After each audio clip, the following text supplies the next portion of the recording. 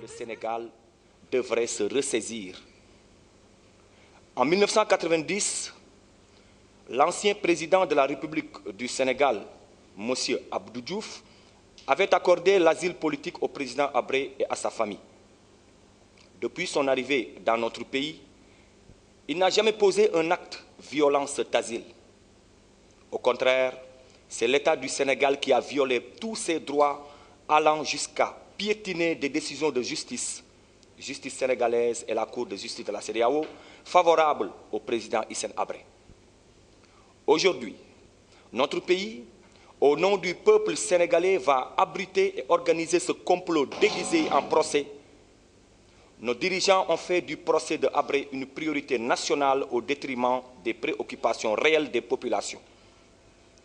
Après 1 an et 8 mois de pouvoir, on s'attendait à la prise en compte des urgences des Sénégalais. Mais hélas, cela ne semble pas être une priorité pour le pouvoir en place. Macky Sall a été élu pour régler les problèmes des Sénégalais. Il n'a pas été élu pour liquider le président Hissène Habré qui n'a rien fait. Plus de 18 milliards de francs CFA dégagés selon la presse nationale et internationale pour sacrifier une seule personne au moment où le peuple sénégalais souffre. Les États-Unis d'Amérique viennent de remettre un chèque de 500 millions de francs CFA aux autorités sénégalaises pour financer ce procès. Qu'ont-ils fait pour réparer le tuyau de Keur Momar Sarr? L'heure est grave. Nous n'avons plus le droit de garder le silence. Nous voulons savoir et nous avons le droit de savoir pourquoi toute cette énergie est mobilisée pour humilier ce panafricaniste qui n'a jamais courbé l'échine devant les Occidentaux comme nos dirigeants actuels savent très bien le faire. Solidarité avec les populations sénégalaises, aidant et participant à des œuvres sociales et en relation harmonieuse avec nos guides religieux.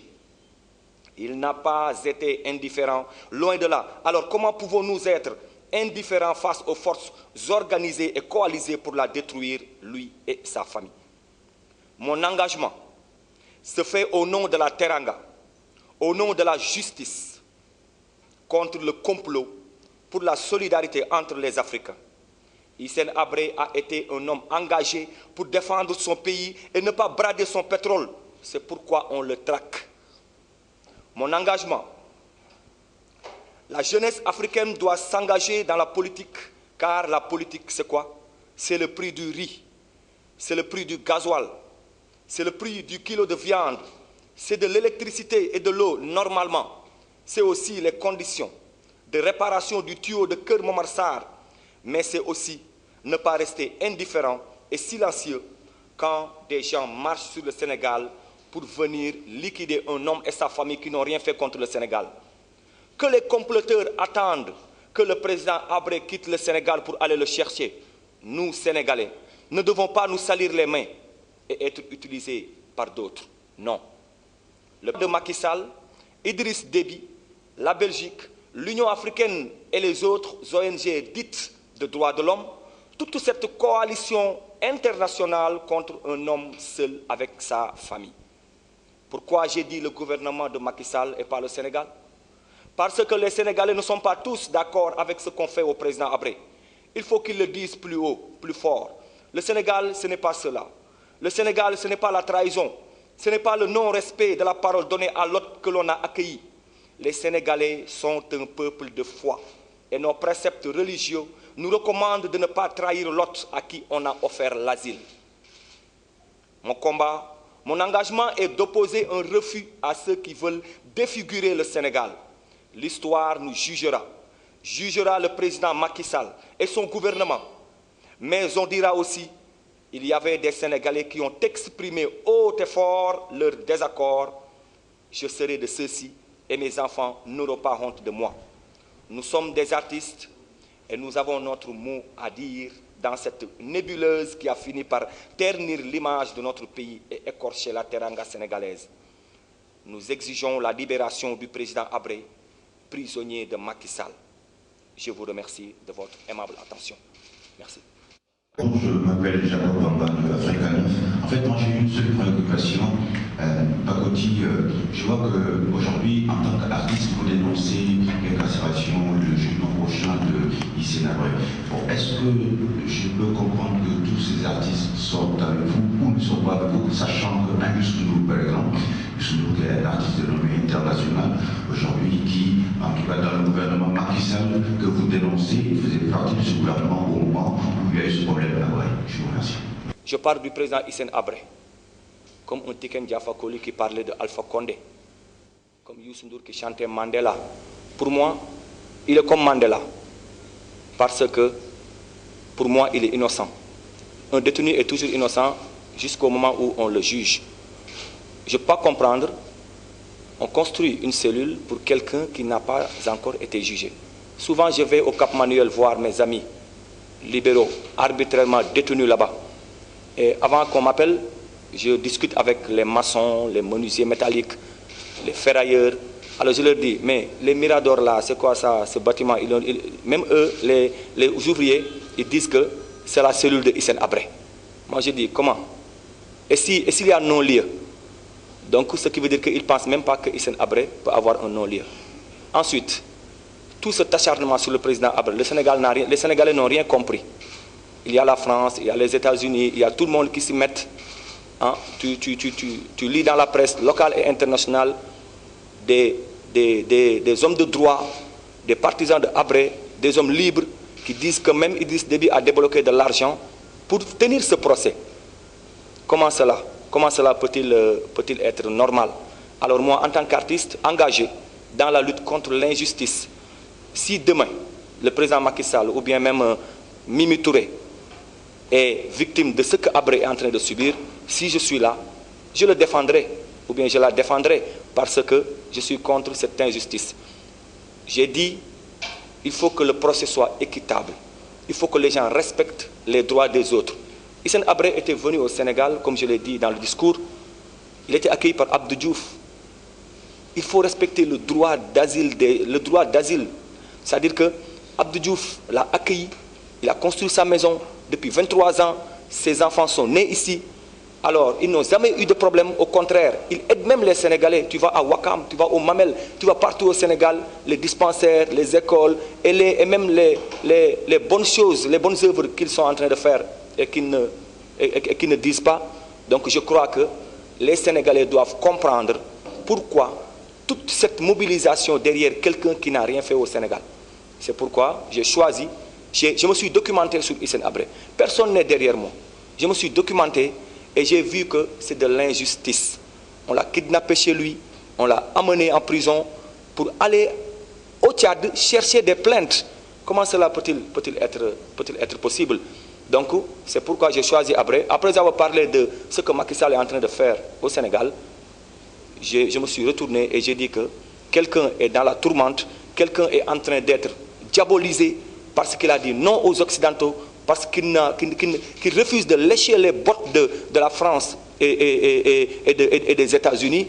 Alors on le met en prison pour aller chercher des preuves ou bien même des plaintes, façonner, formater des gens pour qu'ils viennent l'accuser et l'enfoncer. Moi, de ma part, Habré est innocent. Habré est innocent, ça c'est ma conviction. Donc, ça c'est pour le journal Le Soleil, je crois que c'est bon. L'autre c'est le journal Al Madina. Il dit le nom de Macky, parce que c'est l'ère de Macky. Nous, quand Habré venait ici, on était de petits enfants. Alors Abdou Diouf l'a accueilli à bras ouverts. On ne connaissait pas Habré. Parce que d'après mes documentations que les juristes m'ont données, le droit d'asile, on le respecte. Si quelqu'un est venu chez toi, donc s'il ne commet pas de faute, s'il ne commet pas de dégâts, s'il ne fait pas de la politique, s'il ne fait pas de la propagande, s'il ne déstabilise pas le pays ou bien son pays d'origine, il a le droit de vivre tranquillement. C'est ça la teranga sénégalaise, c'est ça l'hospitalité sénégalaise. Donc, le nom de Macky, c'est Macky qui est venu. Salam alaikum, malikum salam. Il vient, il le met en prison, comme d'autres, mais aujourd'hui on parle de lui. Il le met en prison sans aucune preuve. Sans aucune preuve. Il y a une forte communauté tchadienne au Sénégal. Je suis parti à l'université. Parce qu'avant d'écrire la chanson, avant d'avoir cette inspiration, Je me suis documenté sur le président Hissène Habré. J'ai rencontré des centaines et des centaines, j'ai tenu des réunions avec la communauté tchadienne, des Tchadiens qui vivent ici au Sénégal, qui sont des médecins, qui sont des étudiants, qui sont des docteurs, qui sont des professeurs. Eux, ils ne s'intéressent même pas à l'affaire Habré. Tu vas à Diourbel, ils ne connaissent même pas Habré. Donc on essaie de l'étouffer, et de l'engouffrer quelque part, et puis taf, on le met en prison et on oublie. Et tout ça, c'est Idriss Déby qui est derrière tout ça. On a lu toutes les interventions que font les gens sur Internet ou bien dans la presse. Tout le monde sait que même en prison, Idriss Déby a peur de Hissène Habré parce que tout ce qui arrive actuellement au Tchad, c'est Idriss Déby. Il faut qu'on essaie d'avoir le courage de dire la vérité. Il s'est soumis aux Occidentaux. Il a donné le pétrole à la France. Il lèche les bottes du président Obama. Et la France, les Occidentaux, si un président, un dirigeant dit non, ou bien qui refuse de suivre le chemin, ils le taxent de dictateur, ils essaient de formater quelque chose, comploter, tenir une conspiration et l'éliminer à jamais. Donc nous, on est épris de justice, on est des artistes. Tout ce qu'on voit qui ne nous plaît pas, on le dit. Tout ce qui nous plaît, on le dit. Mais ma conviction, c'est que Hissène Habré doit être libéré, doit être laissé tranquille et que Macky Sall et son gouvernement s'occupent des préoccupations du Sénégal. Ce peuple qu'il a élu à 65% et ce peuple qu'il a actuellement vomi, ce peuple qui ne veut plus de lui. Il passe à la télé, les gens zappent. Il passe à la radio, les gens zappent. Même la presse écrite refuse maintenant de le mettre à la une parce que le journal ne va pas être acheté. Donc il a d'autres préoccupations que de prendre d'honnêtes citoyens qui ne lui ont rien fait de mal, qui ne lui ont rien fait. Ses prédécesseurs sont passés par là. Habré entretenait de très bonnes relations avec le Sénégal, les Sénégalais et Sénégalaises, les chefs religieux, l'Église, partout. Il vient pour on ne sait quoi, il le prend et il le met au Niouf. Ça, moi, je le dénonce. Il y a quelqu'un qui me disait, les artistes. Quand je dis nous, d'abord, il y a beaucoup d'artistes qui sont actuellement d'accord à ce que je dis.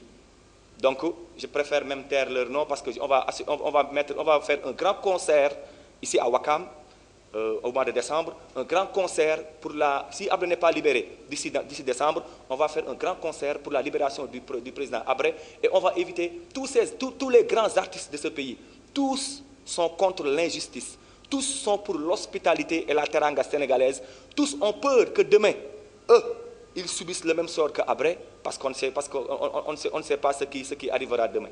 Donc, et parfois, quand je dis nous aussi, c'est une façon de dire moi, pour ne pas dire moi, je dis nous parce qu'il y a beaucoup de gens qui sont derrière. Il y a même des gens qui ne sont pas des artistes. Il y a même de grands lutteurs qui seront au concert. De grands lutteurs, parce que avant de sortir le single, j'ai fait des porte-à-porte, j'ai expliqué aux gens, je suis parti dans les maisons, je suis parti à Ouakam, j'ai vu les notables de Ouakam, la population de Ouakam, l'union sportive de Ouakam, les supporters de Ouakam, tout ça, tous ces gens-là sont avec moi pour la lutte, pour la libération de Habré. Et pour terminer sur cette question, on va décentraliser la propagande et la sensibilisation. Il faut qu'à Ouidou Tchingoli, à Linguère, qu'ils connaissent que Habré est victime d'une conspiration. Il faut qu'au Fouta, il faut qu'à Diourbel, il faut qu'à Mékhé, qu'ils reconnaissent que Habré est parmi nous et il fait partie de nous. Ces enfants sont nés ici, ces enfants ont grandi ici, ces enfants étudient dans nos écoles, ces enfants fréquentent nos enfants et il n'a rien fait au Sénégal. Il est un homme paisible. Tout ce qu'on lui reproche, c'est d'avoir dit non aux Occidentaux. Ces pilleurs, ces gens qui viennent dans ton pays. Mais regardez ce que Bush a fait à Saddam Hussein. Le jour de la Tabaski, il l'a pendu, personne ne dit rien. Regardez ce que Obama a fait à Ben Laden. Taf, on le tue, on le jette dans la mer, personne ne dit rien. Pourquoi les Africains ne doivent pas se lever pour dire non aux Occidentaux? Sankara, on l'a tué. Kourouma, ce qu'ils ont fait à Mandela. Donc, cette conspiration faite par l'Occident, avec des chefs d'État africains, des dirigeants africains qui ne savent pas dire non, c'est ça qui a fait que Habré soit jeté en prison. Et j'interpelle Macky Sall. La vie ne vaut pas ça. Si c'est pour l'argent, ça ne vaut pas la peine. Si c'est pour le pouvoir, tu as déjà le pouvoir. Vous avez déjà le pouvoir. Si c'est pour les diamants, ça ne vaut pas la peine. le pétrole, ça ne vaut pas la peine. Fais comme tes prédécesseurs, Diouf, Abdoulaye Wade. Laissez Habré tranquille et attelez-vous sur ce qui préoccupe les Sénégalais. Les Sénégalais ont d'autres chats à fouetter que de prendre des gens qui n'ont rien fait et les jeter en prison. C'est ça qui m'a inspiré à faire cette chanson. C'est ma modeste contribution pour la justice et la teranga sénégalaise, pour que ce morceau soit toujours écouté et que ce morceau aille jusqu'aux profondeurs